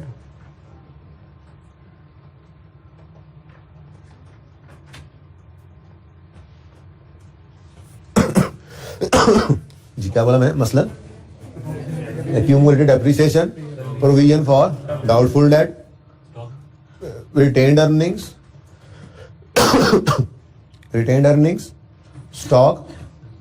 stock वैसे देखो अब तो बस वगैरह, बस काफी। अब मेरी बात सुनो, देखो स्टॉक ओपनिंग कब नहीं होगा, जब परपेचुअल सिस्टम होगा, ठीक है। आपका इन्वेंट्री का लेजर बन रहा होगा तो क्लोजिंग ही ट्रायल में आया पड़ा होगा, वरना तो पीरियोडिक सिस्टम ही क्या है, सारा साल परचेजेस करते रहते हैं, साल के एंड पे जाके गिनती करते हैं, जो क्लोजिंग स्टॉक है उसकी एंट्री करते हैं, stock debit, cost of sale, credit. तो ट्रायल में तो वो हो ही नहीं सकता, फिर ट्रायल तो परचेजेस बड़ी होती हैं, ठीक है। फिर मैंने एक लिखवाया रिटेन्ड अर्निंग्स। भाई अगर ट्रायल के अंदर निशानियां हैं, ये इंट्रो में पढ़ाई जाती हैं, अकल वालों के लिए निशानी है। अगर ट्रायल के अंदर इनकम्स एक्सपेंसेस अगर ट्रायल के अंदर इनकम्स और एक्सपेंसेस नजर आ रहे हो तो इसका मतलब अभी इस साल का प्रॉफिट लॉस अकाउंट बनना बाकी है। प्रॉफिट लॉस अकाउंट बनेगा तो प्रॉफिट निकलेगा तो कैपिटल या रिटेन्ड अर्निंग्स अलग अलग हो सकते हैं ना। कैश फ्लो पढ़ा हो ना, अगर कैपिटल इकट्ठा हो तो प्रॉफिट उसी में जाता है, कैपिटल अलग रिटेन अर्निंग अलग हो तो प्रॉफिट्स रिटेन अर्निंग जाते हैं, ठीक है ना। तो बाद में क्या कह रहा था, अगर ट्रायल के अंदर इनकम एक्सपेंसेस नजर आ रहे हैं, ठीक है तो इसका मतलब इस साल का प्रॉफिट लॉस भी बनना बाकी है। प्रॉफिट लॉस अकाउंट बनेगा तो प्रॉफिट निकलेगा, प्रॉफिट निकलेगा तो रिटेन अर्निंग्स में जाके क्रेडिट होगा, क्रेडिट होगा तो ओपनिंग रिटेन अर्निंग्स क्लोजिंग में कन्वर्ट होंगी, तो एक ये अकाउंट भी ओपनिंग पड़ा हो सकता है। ऐसे ही अब ये लिखने नहीं बैठ जाना, बड़ी लंबी लंबी कहानी है ये, तो फिर अब इंट्रो के अंदर हफ्ता एक लगता होता है, इस फाइनल अकाउंट के अंदर सिर्फ ट्रायल समझते समझते, ठीक है। हफ्ते 10 दिन का टॉपिक है ना, लेकिन कोई नहीं, इतनी बात कर रहा हूँ, इंशाल्लाह मोर देन इनफ होगी, ठीक है। मैंने जो 2-3 बातें की बस वो ज़हन में रखो, मैं शुरू से बोलता हूँ। ट्रायल में नॉर्मली पेड की फिगर होती है, ठीक है ना, पेड की फिगर होती है, एक बात। दूसरी बात, क्योंकि एक्रूअल प्रीपेमेंट की एडजस्टमेंट आपको करनी पड़ती है ना, करते ही आए हो आप लोग। दूसरी चीज, ट्रायल में ज्यादातर चीजें क्लोजिंग पड़ी होती हैं, जैसे डेटर्स, क्रेडिटर्स, बैंक, कैश वगैरह, क्योंकि इनमें सारा साल हर लम्हे एंट्रीज हो रही होती हैं, ठीक है। अगली बात मैंने कही, ट्रायल में कुछ एक चीजें ओपनिंग भी पड़ी हो सकती हैं, मसलन एक्यूमुलेटेड डिडक्शन का अकाउंट, मसलन प्रोविजन फॉर डाउटफुल डेट, मसलन रिटेन्ड अर्निंग्स, मसलन स्टॉक। अच्छा, रिटेन्ड अर्निंग स्लैश कैपिटल भी आप कर सकते हैं ना, कभी कैपिटल भी हो सकता है, ओके। वो बचपन की बात कर रहा हूँ, कैपिटल ओपनिंग पड़ा होता था ट्रायल में, इनकम स्टेटमेंट बनती थी, क्लोजिंग कैपिटल तक आते ओपनिंग प्लस प्रॉफिट वो करते थे ना, लेकिन अब आप बड़े हो गए, आप रिटेन्ड अर्निंग भी कह देते हो। अच्छा सुनो, तो मैंने कहा स्टॉक ओपनिंग कब होता है ट्रायल में, जब ट्रायल में परचेज नजर आ रही हो तो ओपनिंग है। फिर दूसरी बात, रिटेन्ड अर्निंग्स या कैपिटल का बैलेंस ओपनिंग कब होता है ट्रायल में, जब ट्रायल में ही इनकम एक्सपेंसेस नजर आ रहे हो। इस साल का प्रॉफिट लॉस अकाउंट इसका मतलब बनना बाकी है, वरना प्रॉफिट नजर आता ना, ठीक है। वो नजर नहीं आते सेल्स परचेज इनकम एक्सपेंसेस, तो अगर cell purchase income expenses trial में नजर आ रहे हैं तो मतलब इस साल का प्रॉफिट लॉस अकाउंट बनना अभी बाकी है। वो बनेगा तो प्रॉफिट निकलेगा, तो जाकर ऐड होगा तो ओपनिंग रिटेन क्लोजिंग में बदलेंगी। ऐसे ही तीसरी बात मैंने आपकी करनी है, एक्यूमुलेटेड डेप्रिसिएशन।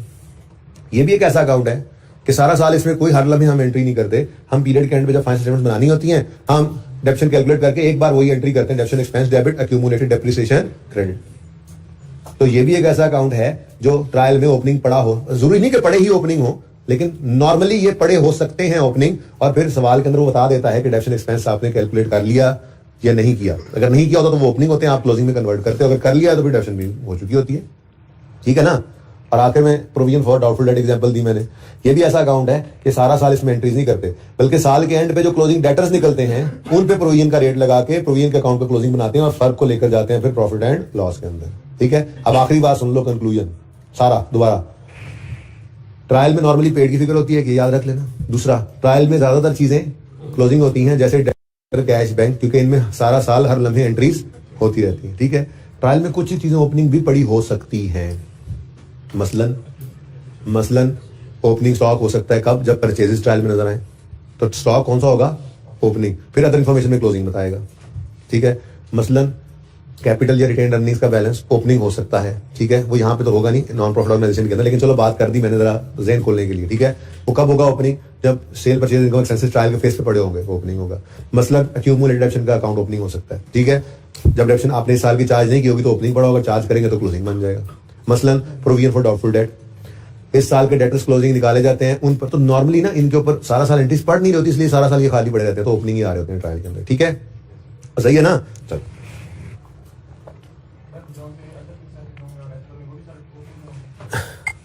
सवाल खुद बताएगा, वरना क्लोजिंग ही अज्यूम करते हैं हम, ठीक है। हाँ, सब फिक्स एसेट के बारे में भाई पूछ रहे हैं, फिक्स एसेट के बारे में क्या अज्यूम करेंगे भाई, क्लोजिंग अज्यूम करते हैं, नॉर्मल क्लोजिंग ही होंगे वो, ठीक है। क्योंकि कोई एसेट खरीदा कोई बेचा उसकी एंट्री हो ही जाया करती है, ठीक है। कोई ना कोई एसेट तो खरीदा बेचा कर ही लेते हैं ना हम भाई, पूरे साल के अंदर इतने ज्यादा एसेट्स होते हैं हमारे पास, कोई नए एसेट खरीदेंगे कुछ बेचेंगे, तो इनमें भी ये नेचर ही ऐसी है इनकी, ये खास तौर पर एक्यूमुलेटेड डेप्रिसिएशन। आप खुद सोचा ना, जब तक क्लोजिंग डेटर से निकलना नहीं है साल के एंड पे, प्रोविजन नहीं निकलना, तो ये एक ऐसी चीज है कि जिसको आप कह सकते हैं सेफली कि ये तो क्लोजिंग, ये तो साल के आखिरी दिन से पहले कभी इसको छेड़ते ही नहीं। डेप्रिसिएशन का भी अकाउंट हम जब तक फाइनेंशियल स्टेटमेंट बनाने की हमें जरूरत ना पड़े, हमने कभी डेप्रिसिएशन निकाली नहीं, हम सुकून से जब फाइनेंशियल बनाने लगते हैं तो हम एक ही बार सारे ओपनिंग इतने बड़े थे, एडिशन इतने आए, डिस्पोजल इतने हुए, सारा कुछ डेप्रिसिएशन निकाल के उस वक्त एक एंट्री कर लेते हैं, ठीक है ना। बाल ये बहस बढ़ती जाएगी, बढ़ाते जाओ तो फायदा कोई नहीं है। जरा इस सवाल को पढ़ते हैं। क्वेश्चन नंबर 14 है, following is the trial balance of चौंगतार international hospital as on 31 November 19। Burns ward capital working progress, simple एक फिक्स एसेट है, आपके ट्रायल में नजर आ रहा है, जैसे कोई भी फिक्स एसेट नजर आ रहा होता था, नॉन करंट एसेट नजर आएगा ना, ये CWIP है। और जैसे मिसाल के तौर पे बैंक नजर आ रहा हो ट्रायल में, तो क्या करते थे बचपन में, उठा के उसको बैलेंस शीट के अंदर लिख लेते थे, अब इंट्रो प्लस R1 वालों ने income statement balance sheet basic वाली बनानी सीखी है ना इस दफा शुरू में, आप लोग तो इंट्रो में सीख के आए थे, ठीक है। तो कैश बैंक अगर पड़ा हो ट्रायल में तो क्या करते हो, बैलेंस शीट बनाते हो, करंट एसेट्स के अंदर उनको उठाकर लिख देते हो। ऐसे ही अगर इसकी कोई एडजस्टमेंट ना हुई नीचे सवाल के अंदर तो इसको यहां से उठाओगे नॉन करंट एसेट्स में लिख दोगे, क्योंकि ये तो आपको बताया हुआ है ना कि CWIP जो है वो नॉन करंट एसेट्स में PPE के नीचे नजर आता है, ठीक है ना। तो सिंपल एक एसेट है। फिर कैफेटेरिया की सेल्स है, कैश एंड बैंक है, डोनेशन फॉर बर्न्स वार्ड है, अच्छा ये स्पेसिफिक लग रहा है मुझे, ठीक है। बहरहाल उसके बाद expense and gift for work on diabetes, ये इवेंट का एक्सपेंस है, इसकी कहीं ना कहीं कोई इनकम भी पड़ी होगी, नेट करेंगे, और ठीक है ना, पढ़ाया हुआ है कि नहीं पढ़ाया हुआ। अच्छा जी, expenses and gifts for work on diabetes day, fee for patients income है, बिल्कुल फी फ्रॉम पेशेंट्स इनकम है। अच्छा, कुछ लोगों से आपको पता ही है कि ये हॉस्पिटल्स जो है कुछ लोगों से पैसे ले भी लेते हैं, ऐसी भी बात नहीं, ठीक है, अगर वो पैसे दे सकते हो तो। फिर जनरल डोनेशंस है, फिर जनरल फंड है। अब ये जनरल फंड ओपनिंग हो या क्लोजिंग, चलो अच्छा हो गया मैंने कैपिटल वाली बात कर दी थी। ये जनरल फंड नजर आ रहा है, ओपनिंग है या क्लोजिंग, ओपनिंग है या क्लोजिंग, कॉन्फिडेंस से बोलें अब याद एक बात, अब ये दरमियान वाले नहीं चाहिए मुझे, या क्लोजिंग है या ओपनिंग है, बताएं। ओपनिंग है, कोई क्लोजिंग मेरे साथ कोई भी नहीं है, क्लोजिंग वाला कोई भी नहीं है, सब ओपनिंग वाले। कौन कौन कहता है ओपनिंग है ये, हद होगी यार, कौन कौन कहता है ओपनिंग है ये, ओके क्यों ओपनिंग है बेटा आप बताएं, आप बताएं बेटा, सेकंड रो, हाँ क्यों ओपनिंग है, ओपनिंग कहा ना आपने, हाँ भाई क्या इधर क्यों ओपनिंग है भैया, नहीं ऐसी बात नहीं है। देखें इस ट्रायल के अंदर आपको इनकम एक्सपेंसेस नजर आ रहे हैं, इस साल इनकम एक्सपेंडिचर अकाउंट बनेगा, इस साल का सरप्लस या डेफिसिट निकलेगा, वो इधर ऐड लेस होगा तो क्लोजिंग बनेगा। तो सही कह रहे थे आप लोग, ओपनिंग है। सारी क्लास ने हाथ खड़ा किया था, मैंने थोड़ा सा भड़क मारी है तो आधी क्लास के हाथ नीचे चले गए, पता नहीं कौन लोग हो यार तुसी यार, आप कायम तो रहा करो यार अपनी बात के ऊपर, हद होगी। इसके साथ लिखें आगे ओपनिंग। फिर ट्रायल में जो चंद चीजें, शुक्र है मैंने कैपिटल की बात कर दी थी, वहां कैपिटल होता था, यहाँ फंड होता था, मैंने पहले दिन ही बताया था, ठीक है। तो वहां कैपिटल कब ओपनिंग होता था, ट्रायल में जब इनकम एक्सपेंसेस पड़े होते हैं, प्रॉफिट एंड लॉस बन के उसमें ऐड होना होता है प्रॉफिट। ऐसे ही यहाँ पर है, जनरल फंड पड़ा हुआ है, अभी इनकम एक्सपेंसेस बिखरे पड़े हैं, इसमें इनकम एक्सपेंडिचर अकाउंट बनेगा, सरप्लस लॉस निकलेगा, इसमें ऐड होगा तो ये क्लोजिंग बनेगा। तो इसके आगे लिखो ओपनिंग फंड, जनरल फंड के आगे लिखो ओपनिंग। फिर इन्वेंट्री कैफेटेरिया की, मेडिसिन की, हॉस्पिटल सप्लाईज की आ रही है, और नीचे देखो तो परचेजेस ऑफ कैफेटेरिया, मेडिसिन और हॉस्पिटल सप्लाईज भी आ रही है। अभी बताया आपको, अगर ट्रायल में परचेजेस नजर आए तो उस ट्रायल में नजर आने वाला स्टॉक जो होता है वो ओपनिंग होता है, ठीक है। तो साथ लिखे इन्वेंट्रीज के साथ opening opening opening, OP OP OP.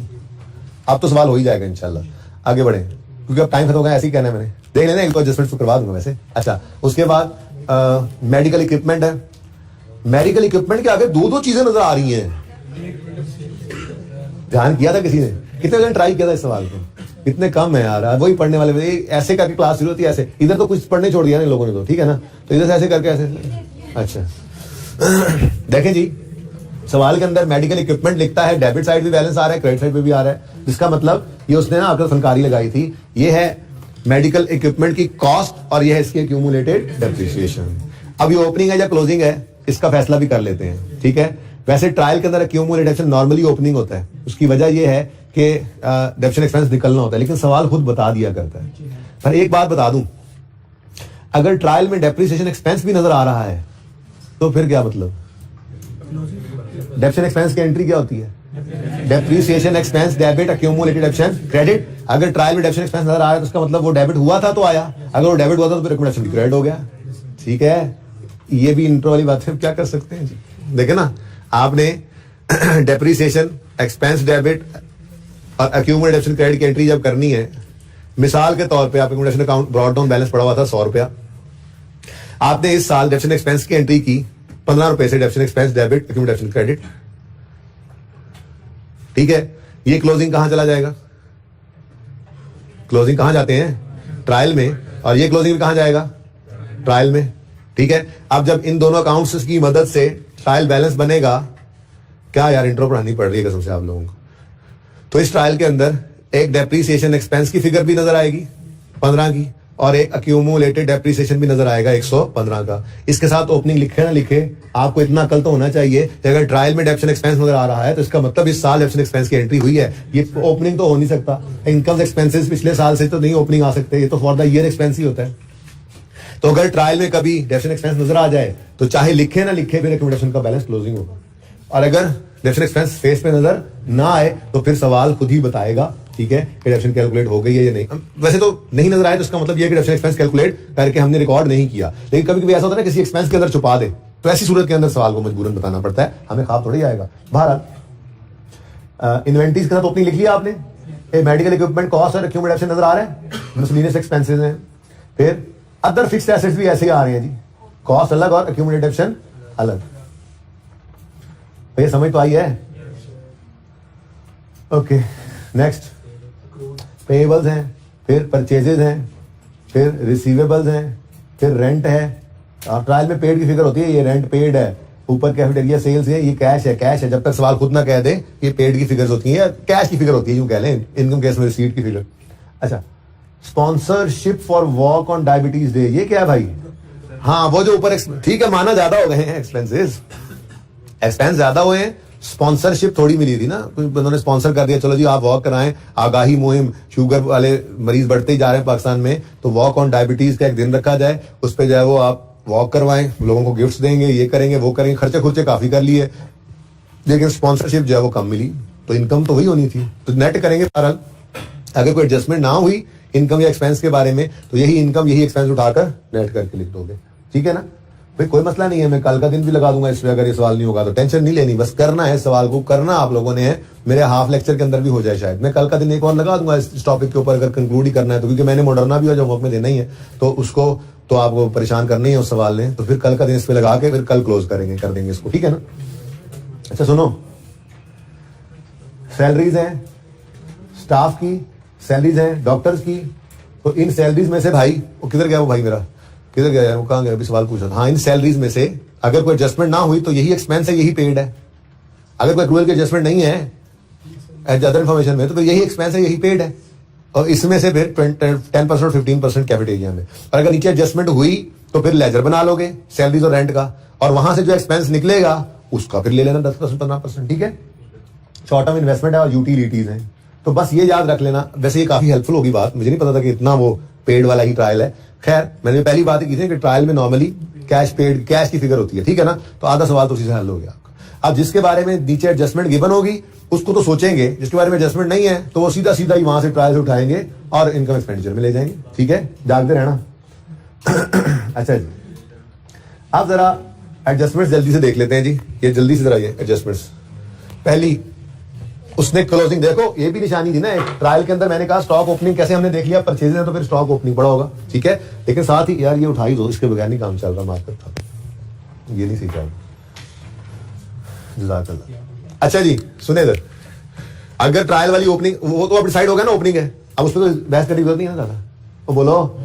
अच्छा, अब इन्वेंट्री किस चीज की है? ये मेडिसिन की। जो हमने पढ़ रखा है अभी तक वो क्या है? ब्रॉड डाउन लिखते हैं, यहां पर परचेजेस लिखते हैं क्रेडिटर्स के साथ, चलो, और यहां पे क्लोजिंग आता है, और यहां पे क्या लिख देते हैं जी? Cost of cell.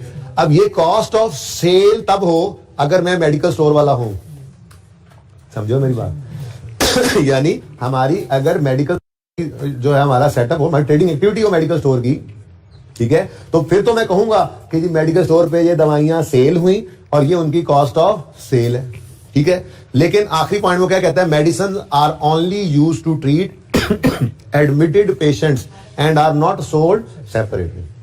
ये बिल्कुल ऐसे ही है जैसे एक स्टेशनरी की दुकान पर बैठे हुए बंदे के लिए स्टेशनरी स्टॉक है, वो सेल, वो इन्वेंट्री बनाया, इन्वेंट्री और स्टेशनरी का लेजर, तो वो उनको सेल कर रहा होगा तो वो इधर कॉस्ट ऑफ सेल निकालेगा। लेकिन राइस वालों के लिए स्टेशनरी ये कोई सेलिंग के लिए नहीं है, यूज के लिए है, तो राइस वाले फिर इसकी जगह क्या लिखा करते हैं? कंज्यूम्ड स्टेशनरी, ठीक है? तो यहां पे क्या लिखेंगे? Medicine consumed, okay? अब ये जो चीज भी इधर से गिवन होगी बाकी बाकी बैलेंसिंग आ जाएगी। अच्छा आप सुने, ओपनिंग बता दे मुझे, ओपनिंग तो बता दे, मैं खुद ही देख लेता हूं, जरा देख भी लेगा साथ साथ ताकि एडजस्टमेंट भी सामने रहे। ये आ गया, ठीक है जी। ओपनिंग इन्वेंट्री कैसे डिसाइड किया था? ओपनिंग, क्योंकि परचेजेस नजर आ रही थी ट्रायल के अंदर जी। ओपनिंग इन्वेंट्री कितनी है? 19.4। परचेजेस कितनी है फिर? अब ये ना कहना कि ये क्रेडिटर्स के अंदर आपने एंट्री करनी है, वो हो चुकी होगी ना भाई, परचेज डेबिट क्रेडिट हुआ होगा, मैं वही फिगर उठाकर यहाँ पे लिख रहा हूँ जबरदस्ती। उन्होंने परचेज का अकाउंट ही बनाया था, मैं जबरदस्ती परपेचुअल सिस्टम पे लिया क्योंकि मुझे आदत इसी तरह से। इन्वेंट्री का लेजर बनाओ, काम चलाओ अपना, वर्किंग है ना हमारी, ठीक है। ये वो काम हमें opening plus purchase less closing करना ही होता है कॉस्ट ऑफ सेल या कॉस्ट ऑफ कंज्यूम निकालने के लिए, तो वही लेजर बना लो, आदत पड़ी हुई है इसकी तो, ठीक है। अच्छा कितनी है जी, परचेजेज लिख दो, परचेजेज लिख दो, कितनी है 60.5, ठीक हो गया जी। अब क्लोजिंग की तरफ आए, वो कहते हैं cost of closing physical inventory, physically count कर रहे हैं, ऑफ मेडिसन वॉज 25.8, यहां में लिख दिया 25.8, आगे बढ़ते हैं, ठीक है जी। और 13.8 मिलियन जो है वो हॉस्पिटल सप्लाईज की, उसको फिलहाल छोड़ो। अब कहते हैं medicine costing 3.1 were found expired, इसका मतलब 25 की 25 अब एक्सपायर्ड तो नहीं ना हम इस्तेमाल कर सकते, मतलब इसमें ही एक्सपायर्ड पड़ी है ना, वो फाउंड का फिजिकल काउंट का फाउंड टू बी एक्सपायर्ड, तो फिर इस 25 को कम कर लेना चाहिए, ठीक है। अच्छा अब दो तरीके हैं, एक तरीका ये है कि जस्ट क्लोजिंग को ही कम कर लो, 25.8 माइनस 3.1 कितना बना 22. ठीक है जी। तो बैलेंसिंग फिगर मेडिसिन कंज्यूम्ड की निकालो, कितनी आई जी 57.2, ठीक है जी। ये आपकी इनकम एंड एक्सपेंडिचर अकाउंट में एक्सपेंसेस के अंदर फिगर चली जाएगी, क्या जी मेडिसिन कंज्यूम्ड, ठीक है जी, कितना 57.2, और क्लोजिंग आपके बैलेंस शीट के अंदर स्टॉक में चला जाएगा, ठीक है। ये समझ में आता है, क्योंकि 25 की इन्वेंट्री हमारे पास नहीं है, 3.1 कम से कम कर लिया हमने इसको, ठीक है। कितनी हमारे पास पड़ी हुई है अब 22.7। भाई यहां तक को मसला है तो बताएं, किसी को इस पे एतराज है तो बताएं, कोई को और ट्रीटमेंट कराना चाहता है तो भी बताएं। वैसे तो पीरियोडिक सिस्टम के अंदर, पीरियोडिक सिस्टम जो है ना, याद करें ना अगर हम बचपन, तो नॉर्मल लॉस और एनआरवी लॉस, ये नॉर्मल लॉस होता है भाई। दुकान के ऊपर दो दवाइयां पड़ी हैं, मेडिकल स्टोर में दवाइयां पड़ी हैं, तो वक्त गुजरने के साथ रखनी बेचने के लिए जरूरी है, तो वक्त गुजरने के साथ कभी कभी कुछ ना कुछ एक्सपायर भी हो ही जाती हैं। ये कौन सा कोई नॉर्मल लॉस है? नॉर्मल लॉस होता है मेडिकल स्टोर के लिए, ठीक है ना।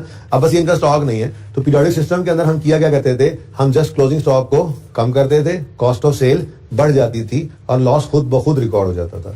ये जरा आजमा लेते हैं, थोड़ी देर के लिए अज्यूम करो आपने कम नहीं किया, 25 या 8 का स्टॉक है, कितना है cost of sale, cost of sale क्या है, sorry cost of consumption, medicine consume कितनी हुई 54 कंज्यूम, हम कह रहे हैं 54 रुपीज की मेडिसिन क्या हो गई है, खर्च हो गई, ये हमारा खर्चा हो गया, ये हमारा खर्चा हो गया। जब हमने 25 का स्टॉक लिया, लेकिन हमने कहा इसमें तो कुछ एक्सपायर हो गई है, तो जैसे ही हमने क्लोजिंग को इसमें से निकाला, यहाँ 22.57 लिया, तो यहाँ पे क्या आ गया 50, तो बढ़ गई, बढ़ गई ना कंजम्पशन, एक्सपेंस बढ़ गया नहीं बढ़ गया, तो जाहिर सी बात है भाई, पड़े पड़े अब एक्सपायर हो गई तो वो तो अब डस्टबिन नहीं फेंकनी है, खरीदी तो पैसों की थी ना, लेकिन अब वापस थोड़ा ही होंगी, हमारा खर्चा हो गया। तो हमने जस्ट क्या किया, क्लोजिंग को कम किया, खुद ब खुद एक्सपेंस बढ़ गया, और ठीक है, इसमें कोई मसला तो नहीं है, कोई एतराज, समझ आइए बात की।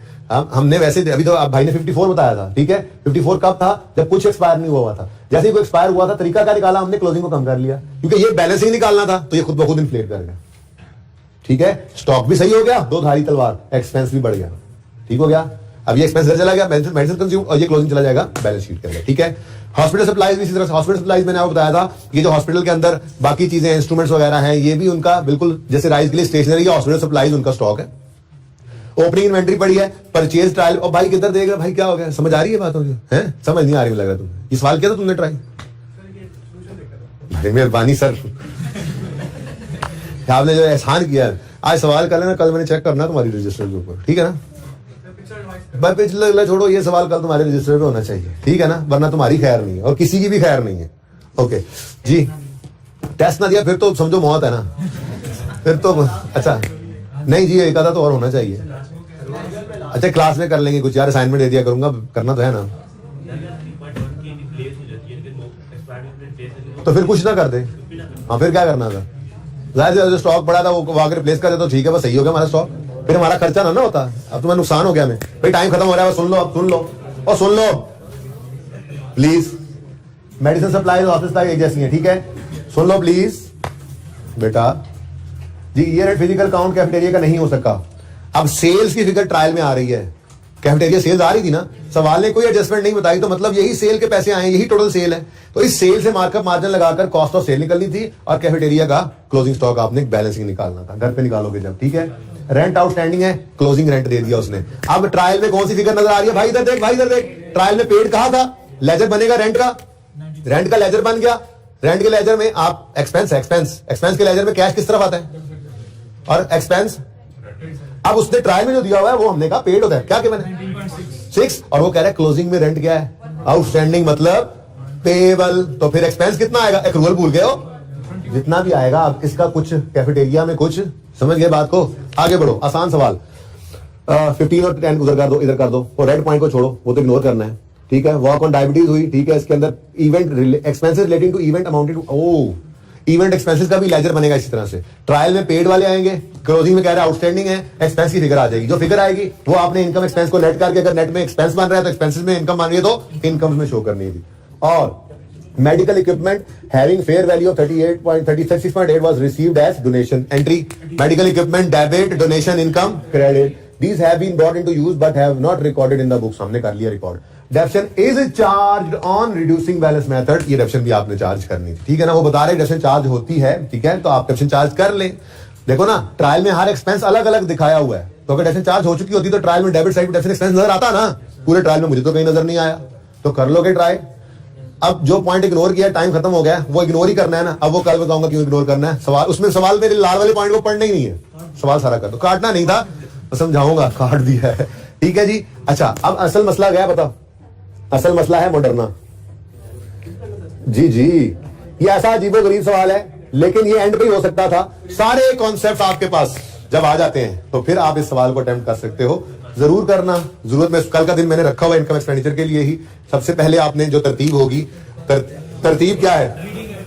सबसे पहले रीडिंग करनी है, और इस पे 10 मिनट नहीं लगेंगे, 15 लग जाएंगे, ठीक है। उसके बाद पास पेपर, और यार वो बीच में पढ़ी जाए, पढ़नी है बस, पढ़ लेना बस उनको जी। इस 14 है और पास पेपर नंबर 15। बेटा जिसने करना है वो कर ले, जिन्होंने नहीं करना वो ना कर, ठीक है ना। करके आइएगा। अभी टेस्ट दे लेंगे तो और क्या रह जाता है आपका? आज टर्म टेस्ट हो जाएगा तो और क्या रह जाता है आपकी जिंदगी में? मसला खत्म, सारे मसले। नोट्स 15-20 मिनट आगे पढ़ना, ये सवाल पिछला सवाल 15 मिनट में हो जाना है आपसे। असल ट्राई तो इस पे करनी है। अल्लाह हाफिज़।